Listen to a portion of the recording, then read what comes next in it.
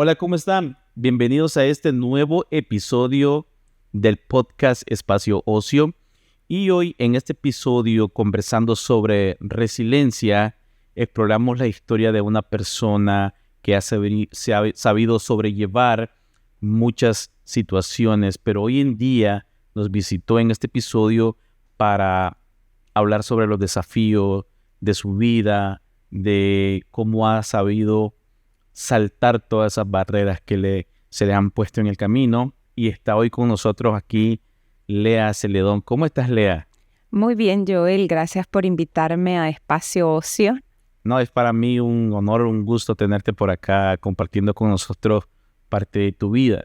Gracias por abrir el espacio para hablar de un tema tan importante como es la resiliencia, que no es más que convertir el dolor en fuerza para salir adelante y para superar los obstáculos, cosa que cada ser humano necesita en su vida. Sí, así es. Entiendo lo que anteriormente estuvimos conversando, Lea. Me dijiste que los doctores te dieron 3 meses de vida nada más a raíz de un cáncer terminal. Así es, en el 2021, a mediados del mes de agosto, me diagnostican cáncer, un cáncer súper raro, me decían los doctores, del cual no tenía cura. Y en ese momento, en Nicaragua, me dan 6 meses de vida. Después te cuento en qué momento fueron los 3 meses, que gracias a Dios no llegaron. O sea que en Nicaragua fue que te dieron la noticia a los doctores y luego viajaste para acá. O cuéntame esa línea de tiempo, ¿cómo fue ese proceso? En Nicaragua me dan el primer diagnóstico, donde me dicen que es un cáncer en el mediastino. Estaba, imagínate, entre 2 órganos tan vitales, pulmón y corazón. Y ahí me dicen de que es un cáncer súper raro y que aproximadamente tenga unos 6 meses de vida y que si acepto el tratamiento, quimioterapia o radioterapia, únicamente va a ser para alargar mi vida, no para curarme. Entonces imagínate, la quimio te mata todo tu cuerpo, todas tus células buenas y malas. Entonces someterte a un tratamiento tan radical, tan doloroso, para solo extender unos meses de vida fue muy, muy difícil. El día que me diagnosticaron yo no podía creerlo. Me quedé paralizada, no podía comprenderlo, no podía procesarlo. Solo vi como mi mamá lloraba. Yo andaba con mi hija menor y Celita estaba totalmente perpleja y yo no sabía si llorar, no sabía cómo reaccionar. Y cuando llego al carro dije yo no voy para Jinotega de regreso, tengo que buscar una solución ya. Comencé a buscar doctores, las mejores referencias que habían en Nicaragua, y en las mejores referencias me decían lo mismo. Fue completamente doloroso, me costó aceptarlo. Entiendo. Y el cáncer, el detalle para mí más doloroso del cáncer es que no es una enfermedad progresiva pero silenciosa. Es decir, cuando los doctores ya te diagnostican, tu enfermedad está hasta cierto punto avanzada. Sí, fíjate que cuando me diagnosticaron, yo tenía mucho cansancio físico. Llegaba a la casa, quería acostarme después del trabajo y no levantarme, y eso es porque la enfermedad ya estaba avanzada. Pero tú no tenías algún otro problema que te haya hecho ir al doctor anteriormente sin detectarlo, el cáncer, si no te detectaron algún otro problema o fue así como gradual. ¿Cómo fue ese proceso? Yo había ido al doctor y lo que me decían era que tenía asma bronquial, y de hecho estuve 6 meses en un tratamiento de asma bronquial post-COVID. Entonces cuando los doctores miraban las placas y miraban el tumor, ellos pensaban que era aire atrapado en los pulmones, pero no me decían que era un tumor. hasta que llegué donde un doctor amigo al que quiero, respeto muchísimo en Jinotega, y él me dijo, esto es un tumor, necesitas ir a un doctor urgente.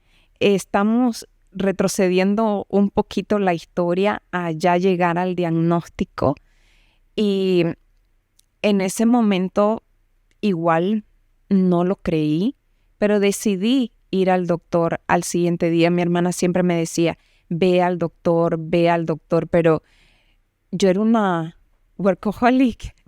Sí, estaba pensando siempre trabajar, luego de trabajar, estudiar. Casi no me daba tiempo para mí, para descansar, para mi salud. Y solo para saber un poco, Lea, de cómo era tu vida cotidiana antes de tener la noticia, ¿a qué te dedicabas? Estudié psicología educativa.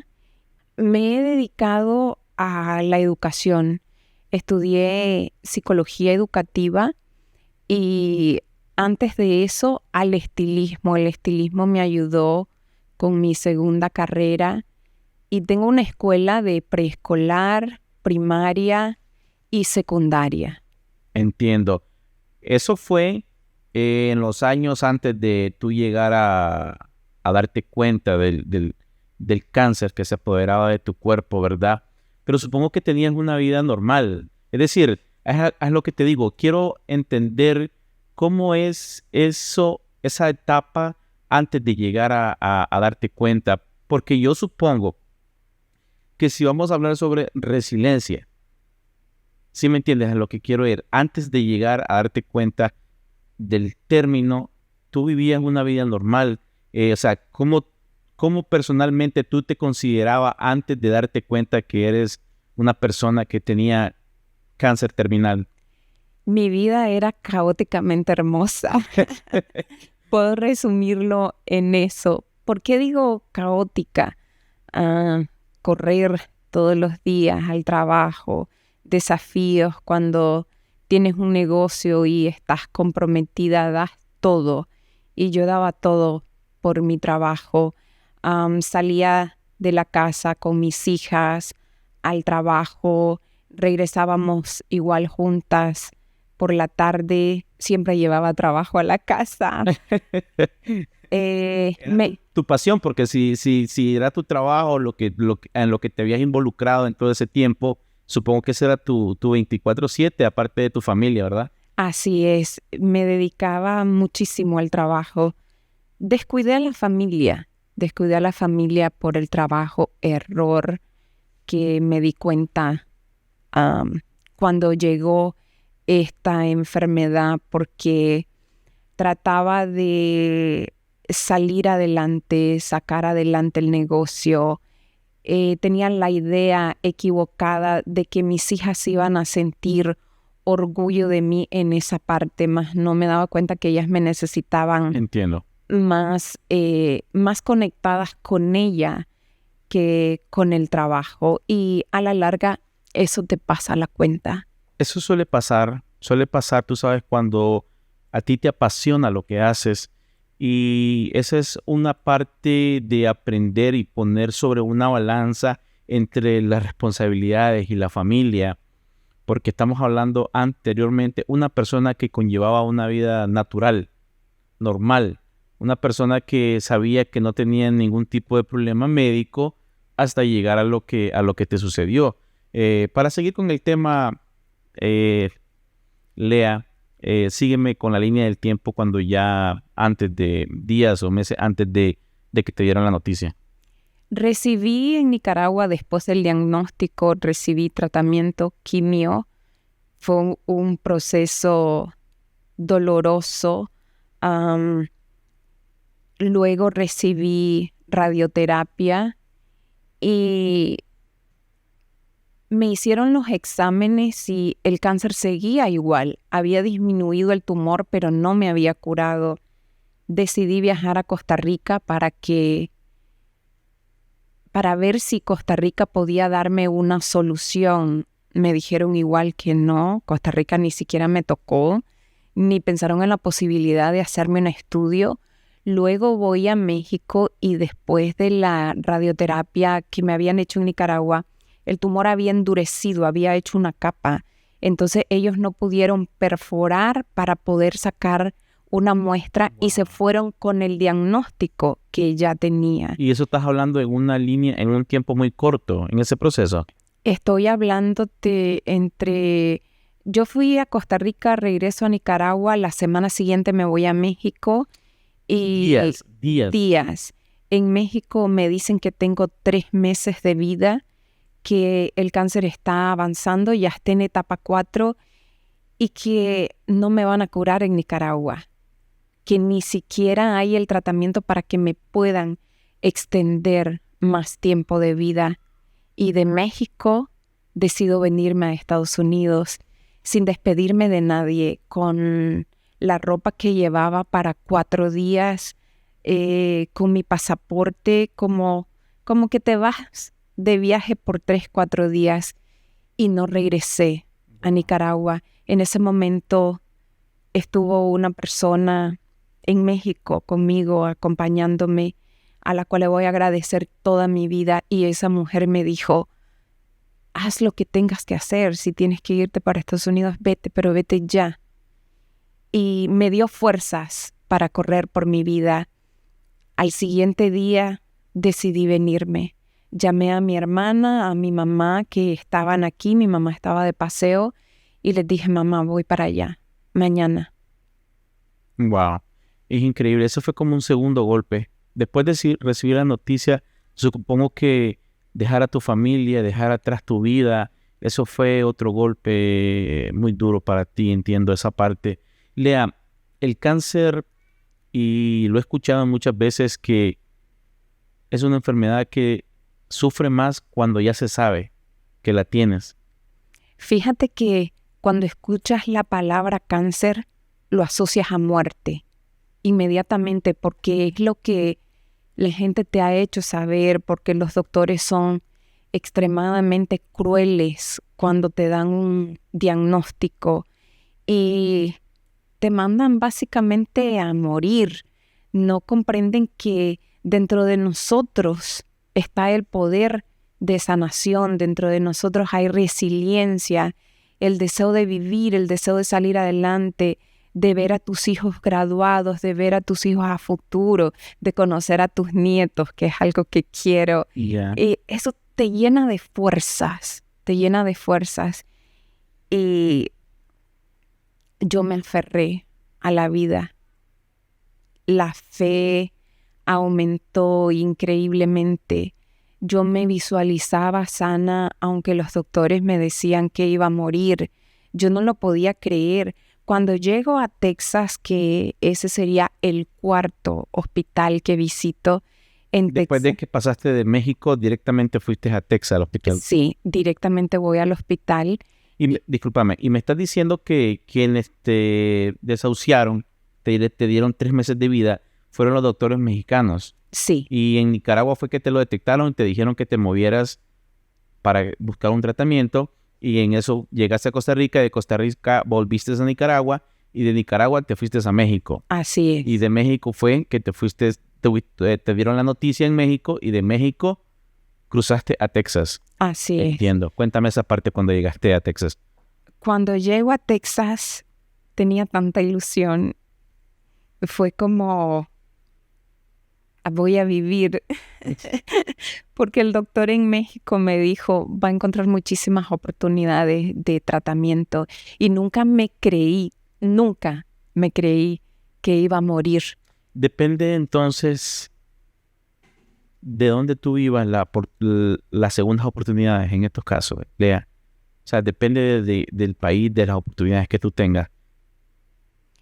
O sea, te lo digo porque las oportunidades, las segundas oportunidades no se les dan a muchas personas. O sea, nunca a nadie se le da, digamos que alguien simple y sencillamente en la misma situación no pueda salir del país. Quiere decir que no tiene una segunda oportunidad, y es triste solo de pensarlo, no hablar solo de un país, sino hablar de los problemas médicos a nivel global, que imagínate, tener segundas oportunidades para muchas personas que también tienen una familia, que también tienen esas ganas de salir adelante y son personas jóvenes, son personas que pueden ser un futuro para el país, pero no hay segundas oportunidades para eso. Y con ese comentario que te acabo de decir es porque Estados Unidos le brinda segundas oportunidades a todo el mundo. Mira que yo cumplí mi sueño americano aquí, Joel. Y mi sueño americano no se trataba de trabajo, no se trataba de dinero, se trataba de salud. Y yo cumplí mi sueño americano en 6 meses, porque cuando vengo acá resulta que no era el cáncer que me habían diagnosticado en otros países. Era otro tipo de cáncer, sí tenía tratamiento.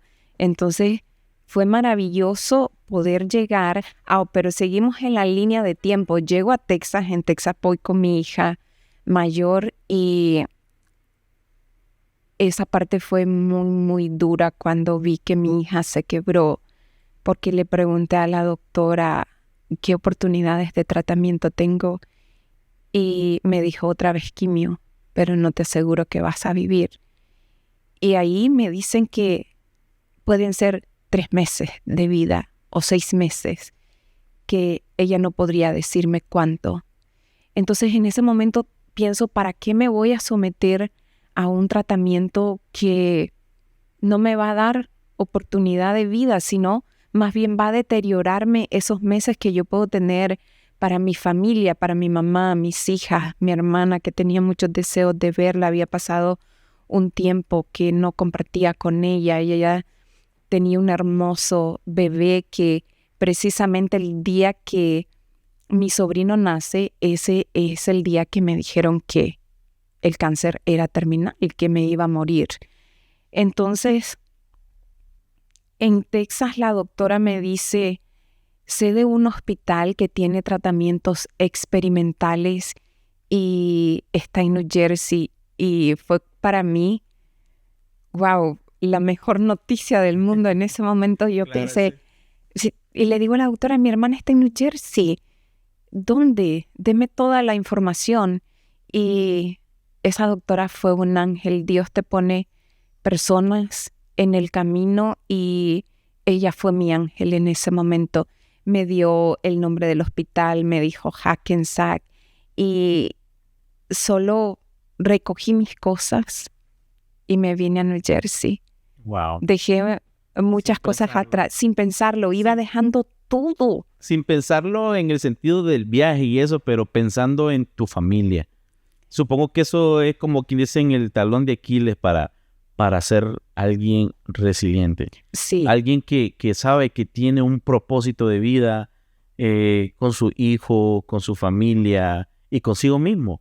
Porque para mí el amor propio es 50% de la vida. El amor propio, quererse uno mismo y después para poder amar a tu familia, para poder querer a tu familia tienes que quererte tú mismo primero. Tú no puedes querer a alguien más sin primero pensar en cómo estás tú, salud, mente, cuerpo. ¿Sí me entiendes? No sé si esa parte, no sé, cuéntalo desde tu punto de vista. Es el ponerte primero. En mi caso, yo no cuidaba mi salud mental ni física. Entonces, iba por la vida solo trabajando, tratando de salir adelante, intentando sacar adelante a mis hijas, también descuidando esa parte de ellas. Mi niña menor, Isel, sufrió muchísimo durante este proceso porque ella tuvo que andar conmigo por todas partes. Como la mayor ya estaba acá, entonces yo iba con Iselita por todas partes de Texas, New Jersey, Nicaragua, Texas, New Jersey. Y para ella fue muy difícil tantos cambios, escuelas. Claro. Pero ella me llenaba de fortaleza porque no se quejaba. Al final eso pasó la cuenta, el no quejarse, ¿verdad? El no desahogarse, porque también uno tiene que hablar de eso. Pero volviendo al amor propio, yo había trabajado hace algún tiempo en eso y tenía el conocimiento básicamente poca práctica y mucha teoría. Pero imagínate, tú que tenías, digamos, ese aprendizaje. O sea, para mí, cada una de las personas tienen su propia historia, tienen su propia manera de visualizar las adversidades y las situaciones, pero influye mucho a, como te digo, el amor propio, cómo te sientes contigo mismo. Y no solo por una enfermedad. Una persona puede salir como el ave fénix de la ceniza. ¿Sí me entiendes? Completamente. Y No- sabes que ese es el cáncer. Es como reconstruirte. Es reconstruirte de las cenizas. Si sobrevives, vas a tener una nueva vida. Vas a valorar cada cosa que te pasa. Vas a valorar desde el despertarte, dar gracias, tu familia, un beso, un abrazo, aquellas pequeñas cosas que antes no podías reconocer, le das un valor al espacio que podés tener con tus hijas, a un abrazo de mamá, un Así buenos es. días, a un buenas noches. Y ahí fue donde yo comencé a amarme con locura, a ponerme primero yo.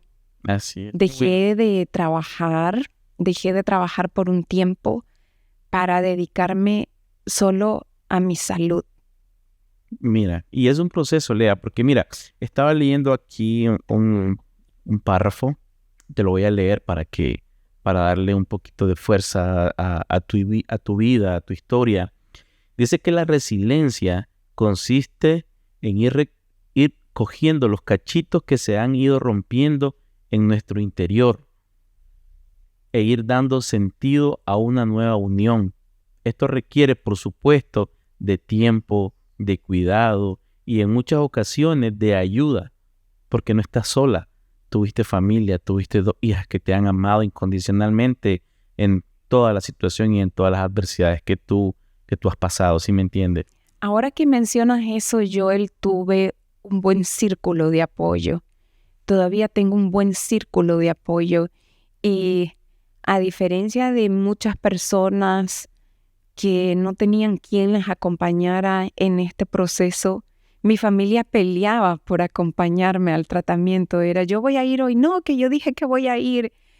Eso era tan bonito, es tan maravilloso porque no sentís que eres una carga, te sientes querida, te sientes apoyada, sientes que lo que hiciste en el pasado, esas semillitas que sembraste ahí están dando sus frutos, porque si fuiste una mala persona, no creo que tengas a mucha gente y amigos peleándose por ir a acompañarte a hacer un tratamiento. Definitivamente que sí, lo he pensado de esa manera, como me lo estás diciendo.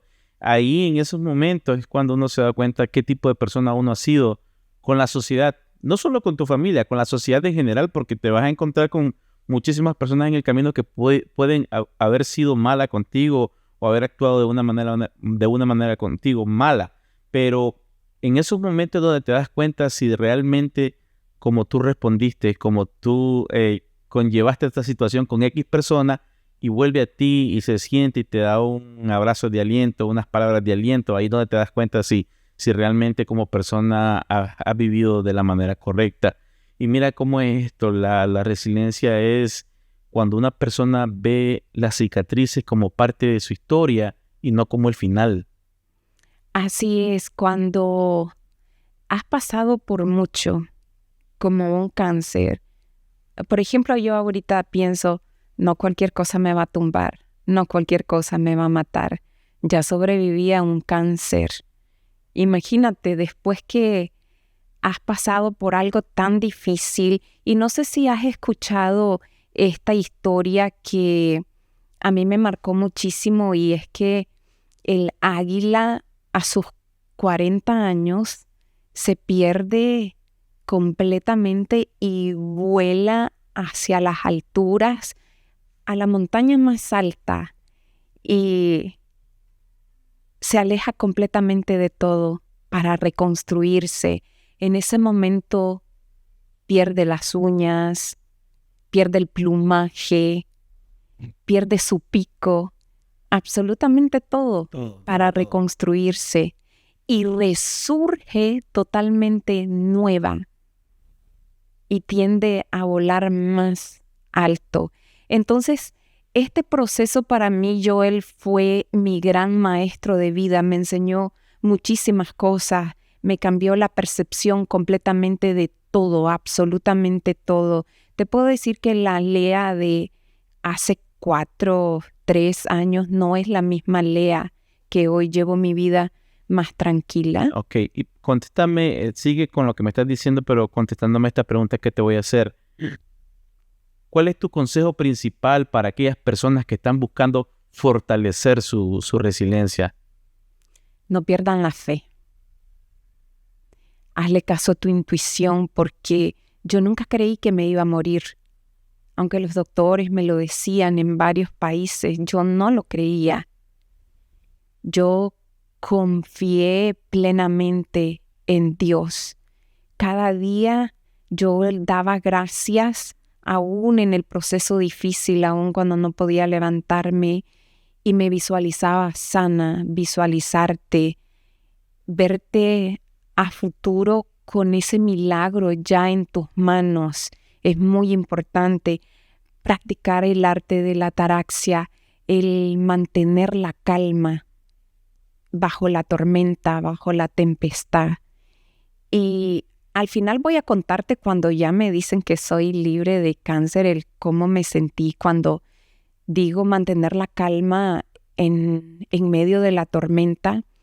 Fue básicamente cuando ya me dicen que soy libre de cáncer, así me sentí. Ok, te viniste para New Jersey, que aquí estaba tu hermana, te dieron todas las indicaciones de la clínica, hospital, donde acudiste con tu enfermedad para tener todo este proceso. Cuéntame, llegaste a New Jersey y eso fue... O sea, ¿ya toda la información de allá la transfirieron para acá o tú traías todo? ¿Cómo es eso? Esa doctora maravillosa que te comenté en Texas envió todo al hospital de New Jersey. Y cuando llego a ese hospital, en mi primera cita, la doctora me dice de que pueden intentar curarme. Entiendo. Ese mismo día me quedo en el hospital, donde para hacer todo el proceso de seguros, etcétera, etcétera, me dejan internada y me hacen la primer cirugía para sacar una muestra y ver qué tipo de cáncer es. Increíblemente me dicen que sí tiene cura. Wow. Y que el diagnóstico que me habían dado en Nicaragua, después de un año sufriendo y pensando que me iba a morir, pero esos 3 meses seguían. Y dice que puedo curarme y que después puedo hacerme un tratamiento de células madres, que ese ya el seguro no me lo podría cubrir, pero que si hago ese tratamiento, el cáncer no va a volver. Y te podés imaginar, después de un año de martillando ese pensamiento en tu cabeza, me queda poco tiempo de vida, pero también algo en tu corazón que sentía que eso no era real, que no te ibas a morir. Entonces, en ese momento, borré todo y partí de ahí. Voy a curarme, voy a hacer este tratamiento y después voy a hacer el de células madres y el cáncer no va a volver.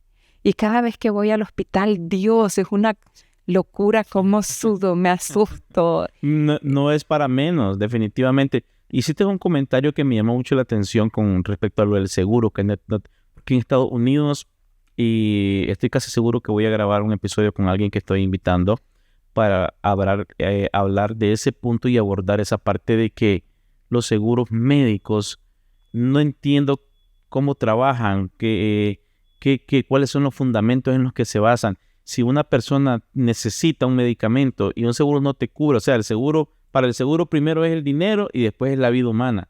O sea, debería de haber una visión, debería de haber un reglamento de vida, que la prioridad debería de ser la vida. Así después te digan, ok, le vamos a cubrir $50,000 y su tratamiento vale $100,000, los otros $100,000 tiene que ser con un préstamo, qué sé yo, quiera que sea la resolución de eso, pero los seguros es no, no y no, si no te dan soluciones. O sea, ¿cómo pasó en ese caso? Porque también ha pasado con otros casos que he escuchado, me he dado cuenta en esa parte de los seguros médicos y es muy triste porque hay personas que mueren porque no les aprueban un tratamiento. O sea, Sí. imagínate, estás en el país de las oportunidades, estás aquí, te pueden curar, pero el doctor te dice, ok, el seguro no le cubre un tratamiento de $250,000, $200,000, $100,000, O sea, es triste, ¿no? También pensarlo desde ese punto de vista, de esa manera, de que si no llegas a tener la oportunidad de volver a vivir por un simple no tachado en un papel de un seguro médico, imagínate. Fíjate que tu comentario me parece sumamente importante. No es así. No fue mi experiencia. En Texas, en un hospital, me pedían $80,000 de entrada la primera semana, para que te des una idea. E imagínate, cuando llego a New Jersey, que New Jersey en ese sentido ha sido maravilloso, porque me abrió puertas para este tratamiento y no me limitaron en absolutamente nada. Mientras se hacían los trámites de seguro y todo, me quedé en el hospital. Ellos me hicieron una cirugía. Yo solo, en ese momento me dijeron que Sin ningún trámite burocrático. sin ningún trámite, me encontré a un trabajador social, que Mitchell, él siempre decía Miguelito, Michael. Pero él se decía Miguelito. Ay, ese Miguelito fue una maravilla, otro ángel. Miguelito me dijo, no necesitas dinero para entrar en este tratamiento. Pero yo ya había gastado muchísimo. Ya es como no se me dio la idea de venir directo acá. Tenía que pasar por todo ese proceso. Es que también es un proceso de informativo, de información. Sí. O sea, indagar. Yo soy del fiel creyente de que cuando pasan esas situaciones, o independientemente a como estábamos hablando, no solo de enfermedades, sino de conllevar una situación financiera o X problema que tengas, es leer, investigar, analizar, ver cuáles son las posibilidades que uno tiene. Porque yo entiendo cuando es un punto de quiebre para la persona, no tenés cabeza para eso. Pero como tú lo acabas de decir, mantener la calma, ser relajado, sentarse, poner los pies sobre la tierra y decir, este soy, cuáles son las oportunidades que tengo, buscar alternativas, ¿sí o no? Así es. Fíjate que cuando llego al hospital aquí en New Jersey, me hicieron firmar cantidad de documentos. Las primeras facturas comenzaron a llegar. Pagué ciertos tratamientos, no todo porque no hubiese estado a mi alcance. Me hicieron los mejores tratamientos de cáncer.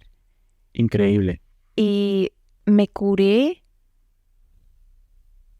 Y esto me conmueve muchísimo porque el día que me dijeron que ya no tenía cáncer fue precisamente el día que me rendí.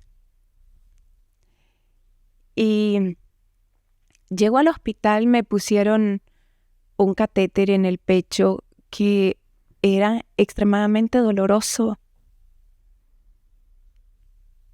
Y en ese momento me están preparando para el tratamiento y yo sentí tanto dolor que no puedo explicarlo, un dolor en el alma que sientes que ya no das más. Y aún con la esperanza de que iba a sanarme, pero el pensamiento a veces te gana y ese fue el momento donde yo sentí que me estaba ganando, donde sentí que la resiliencia me estaba fallando porque me había mantenido fuerte.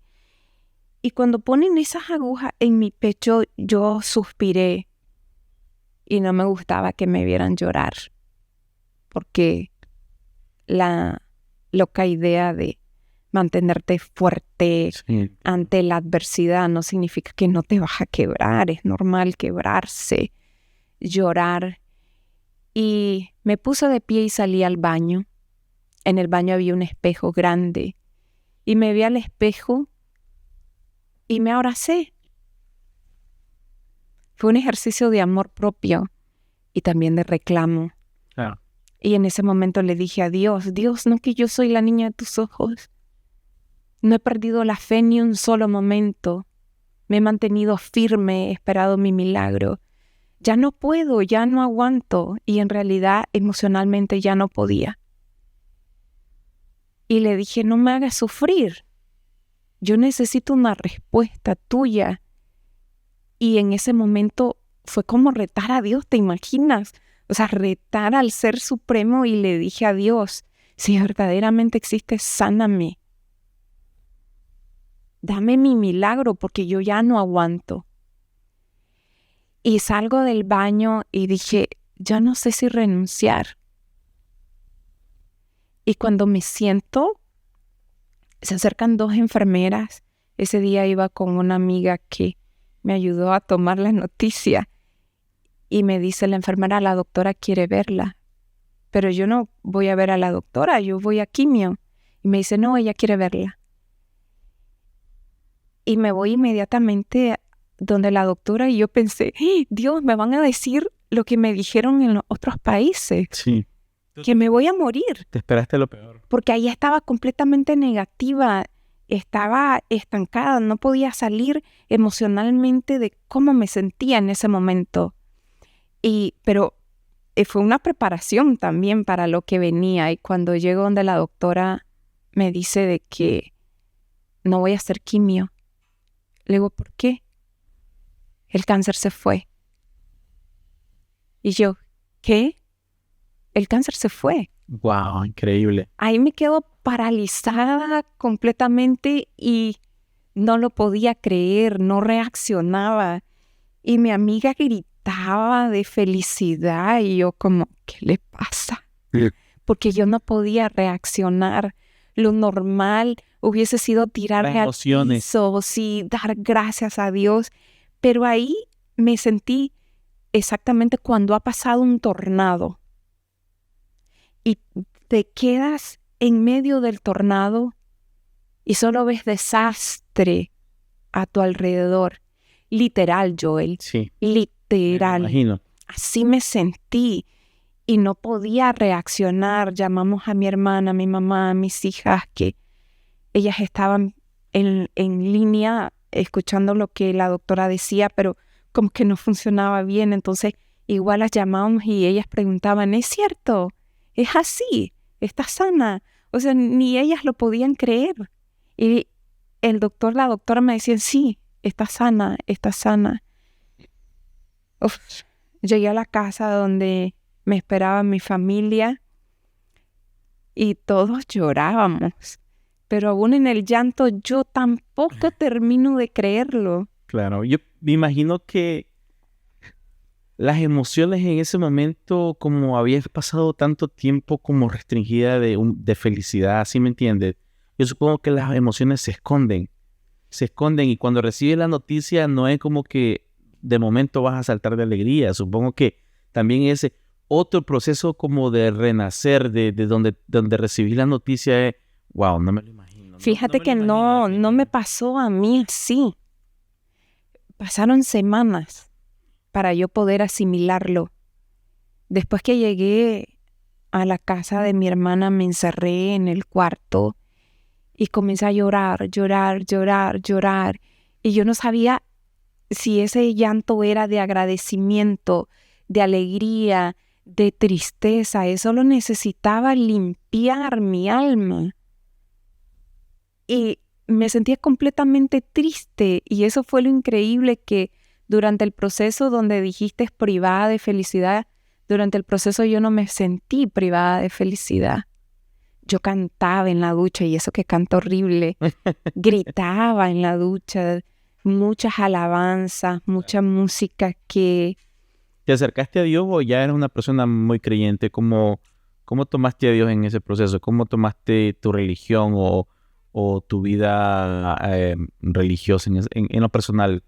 Dios siempre ha estado en mi vida. Me dijiste que tuviste un momento de reclamo hacia Él y es entendible, ¿no? El sentir que estás perdiendo la batalla, pero hay un Dios que te está viendo, que sabe que estás ahí luchando contra todo, pero tú dices, no puedo más, pero eso lo dices Sí, aquí. sí. ¿Sí me entiendes? Yo trataba de, en los momentos más difíciles, escuchar alabanza. Y me encantaba un himno que se llama El Alfarero, donde te pones en las manos de Dios y dejas que Él te vaya haciendo y vaya transformándote en esa vasija perfecta. Y eso fue lo que hice, aferrarme a Dios. No quería ver sufrir a mis hijas, no quería ver sufrir a mi mamá, aunque sabía que ellas estaban sufriendo.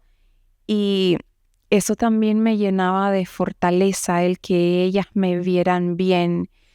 Y que si yo moría, que pudiesen recordarme con fortaleza, que pudiesen saber que van a tener vicisitudes en la vida, pero que pueden salir adelante y aun si no tienen solución, pueden enfrentarlo con fe, por sobre todas las cosas, con sí. fe.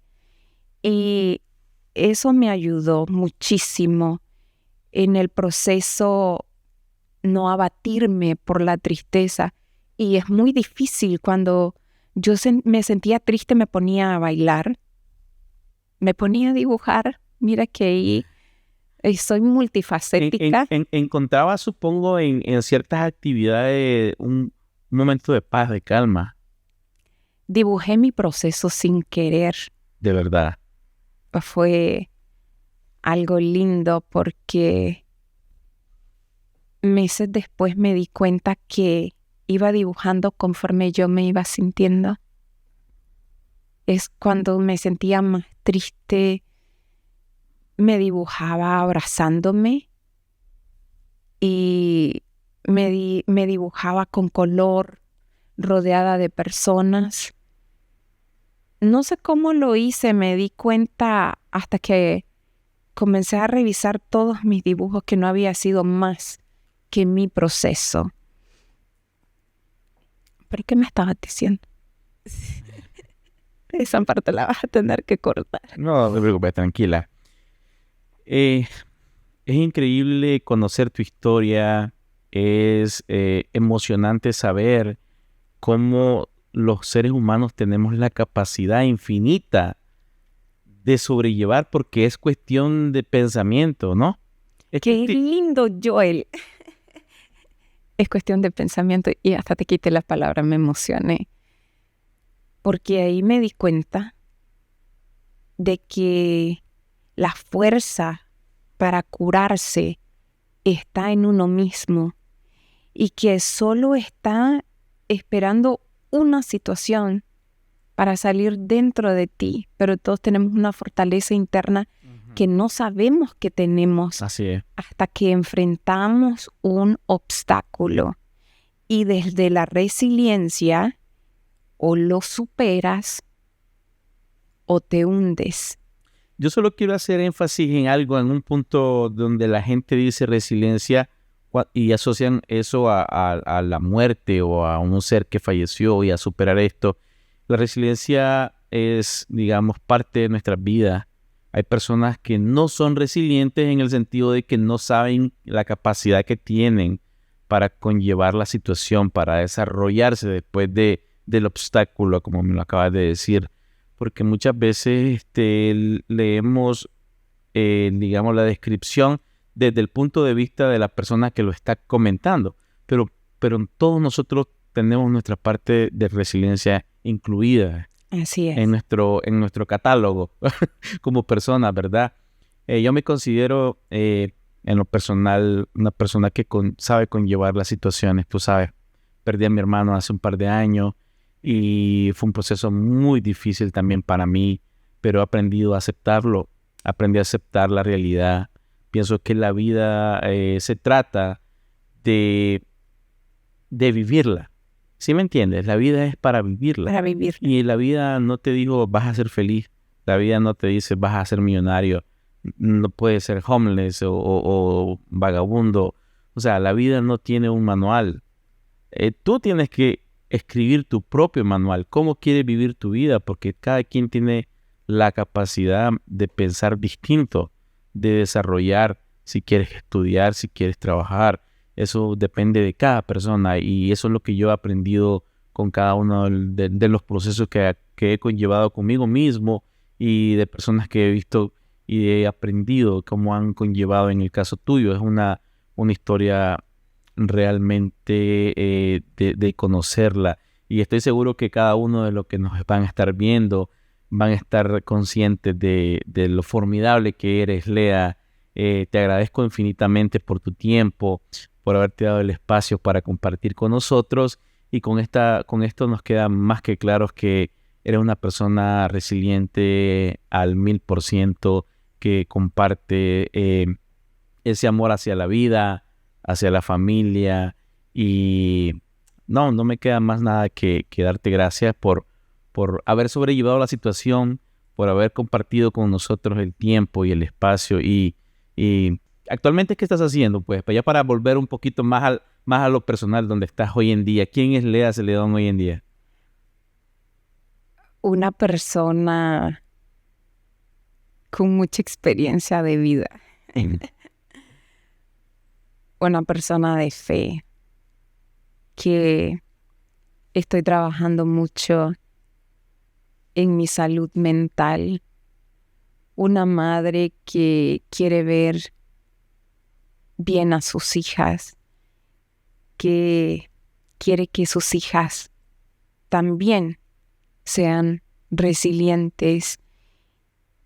Y yo le diría a las personas que nos están viendo hoy, Joel, que trabajemos en nuestra inteligencia emocional, porque siempre van a haber obstáculos en la vida, pequeños, grandes, depende de cada proceso. Unos pueden ser menos dolorosos, pero depende también el cómo tú lo vives. Entonces, trabajar en nuestra inteligencia emocional nos da pautas para superar ciertos obstáculos, para desarrollar, como dices tú, cada persona trae un poco de resiliencia en nuestro catálogo. Entonces, ¿cómo la desarrollamos? Así es. Y habían habido ciertas dificultades en mi vida que me había tocado desarrollar esa parte y tener ciertos conocimientos. También mi carrera.